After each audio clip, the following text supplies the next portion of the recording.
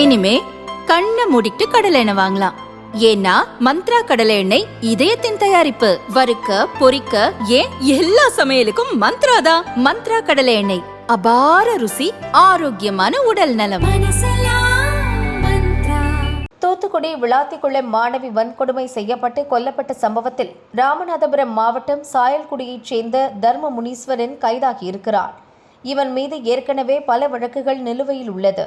சாயல்குடியிலிருந்து வேம்பார், குளத்தூர், விளாத்திக்குளம், கீழஇரால், எட்டயபுரம் பகுதிகளில் பைக்கில் சுற்றி வருவது இவனது வாடிக்கை. அப்போது தனியாக யாராவது கிடைத்தால் அவர்களை வழிமறித்து பணம், நகை மற்றும் பொருட்களை பறித்து செல்வதை தொழிலாக வைத்திருந்தான். இதற்காக பலமுறை ஜெயிலுக்கும் சென்று வந்துள்ளான். 2019ஆம் ஆண்டே அவன் மீது 32 வழக்குகள் இருந்தன. அதில் 8 தனியாக இருந்த பெண்களிடம் நகை பறித்த வழக்குகள். இப்படி திருட்டு, வழிப்பறியில் ஈடுபட்ட இவர் 2020இல் 65 வயது மூதாட்டியை பாலியல் வன்கொடுமை செய்து கொலை செய்தான். அதில் ஆரம்பமானது இவனது சைக்கோத்தனம். மூதாட்டி கொலை வழக்கில் இருந்து தப்ப பல வழிகளில் யோசித்தான். இதற்கிடையே பைக் திருட்டு வழக்கில் 2022இல் கைதாகியிருந்தான். பைக் திருட்டு கேஸில் கோர்ட் ஜாமீன் வழங்கியும் அவன் விடுதலையாகவில்லை. நான் ஜெயிலில்தான் இருப்பேன் என்று கூறியிருக்கிறான். அதற்கு காரணம் மூதாட்டி கொலை வழக்கில் போலீஸ் தேடுகிறார்கள் என்பது தெரிந்ததால். இப்படியே டிமிக்கி கொடுத்து வந்த இவன் 2022இல் போலீசில் பிடிபட்டான்.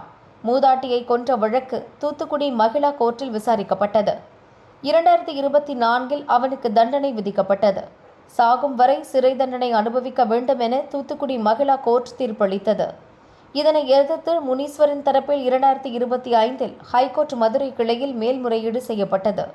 இந்த மேல்முறையீட்டு வழக்கு நிலுவையில் இருக்கும் போதே தனக்கு வழங்கப்பட்ட சிறை தண்டனையை நிறுத்தி வைத்து ஜாமீன் வழங்க கோரி இந்த இடைக்கால மனுவை தாக்கல் செய்தான். இந்த மனுவின் மீதான விசாரணை நீதிபதிகள் இளந்திரையன் மற்றும் பூர்ணிமா ஆகியோர் அடங்கிய அமர்வில் விசாரணைக்கு வந்தது.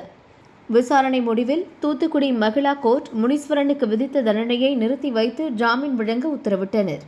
அதற்கு அவர்கள் சொன்ன காரணம், மனுதாரர் ஏற்கனவே அனுபவித்த சிறை தண்டனை காலத்தை கோர்ட் கணக்கில் எடுத்துக்கொண்டது. இந்த வழக்கில் மேல்முறையீட்டின் போது விவாதிக்க பல முக்கியமான வாதங்கள் இருப்பதாக கோர்ட் கருதுகிறது. மேல்முறையீட்டு வழக்கு மீதான இறுதி விசாரணை நடக்க காலதாமதமாகும் என்பதால் முனீஸ்வரனுக்கு ஜாமீன் வழங்கப்படுகிறது என அறிவித்தனர். இதற்கு சில நிபந்தனைகளும் விதிக்கப்பட்டது. மனுதாரர் 10,000 ரூபாய்க்கான பிணை பத்திரத்தை தாக்கல் செய்ய வேண்டும். மனுதாரருக்கு இணையாக தலா 10,000 ரூபாய் பிணைத்தொகை வழங்கக்கூடிய 2 நபர்கள் உத்தரவாதம் அளிக்க வேண்டும். உத்தரவாதம் அளிப்பவர்கள் தங்களின் புகைப்படங்கள் மற்றும் இடது கை பெருவிரல் ரேகையை பிணை பத்திரத்தில் பதிக்க வேண்டும். மேலும் அவர்களின் அடையாளத்தை உறுதிப்படுத்த ஆதார் அட்டை அல்லது வங்கி புத்தக நகலை விசாரணை கோர்ட்டில் பெற்றுக்கொள்ளலாம். மேல்முறையீட்டு வழக்கு முடியும் வரை மனுதாரர் தினமும் காலை 10:30 மணிக்கு தூத்துக்குடி மகளிர் கோர்ட்டில் ஆஜராகி கையெழுத்திட வேண்டும் என உத்தரவிடப்பட்டது. அந்த வகையில் கோர்ட்டில் ஜாமீன் கையெழுத்து போட தூத்துக்குடி வந்தபோதுதான் விளாத்திக்குளம் மாணவியை சீரழித்து கொலை செய்துள்ளான் இந்த சைக்கோ.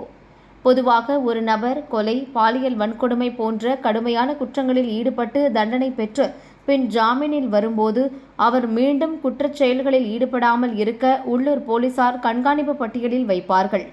அவ்வப்போது சம்பந்தப்பட்ட நபரின் வீட்டிற்கு சென்று அவர் அங்கேயே இருக்கிறாரா என்பதை உறுதி செய்வார்கள். அவர் மீண்டும் பழைய குற்றவாளிகளுடன் தொடர்பு கொள்கிறாரா அல்லது சாட்சிகளை மிரட்டுகிறாரா என்பது ரகசியமாக தகவல் அறியும் நபர்கள் மூலம் கண்காணிக்கப்படும். சுருக்கமாக சொன்னால், ஜாமீனில் விடுவிப்பது என்பது ஒருவரை முழுமையாக விடுவிப்பதாக அர்த்தமல்ல.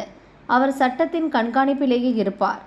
ஆனால் முனீஸ்வரன் மூதாட்டி பாலியல் வன்கொடுமை வழக்கில் ஜாமீன் பெற்ற பிறகு போலீஸ் கண்காணிக்காமல் விட்டதே அவன் மீண்டும் கொலை செய்ய காரணமாகி இருக்கிறது.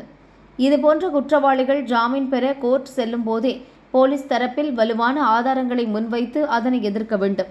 சட்டத்தின் வழியில் குற்றவாளிகள் தப்பி செல்வதை தடுக்க வேண்டும் என்பதே மக்களின் எதிர்பார்ப்பாகும்.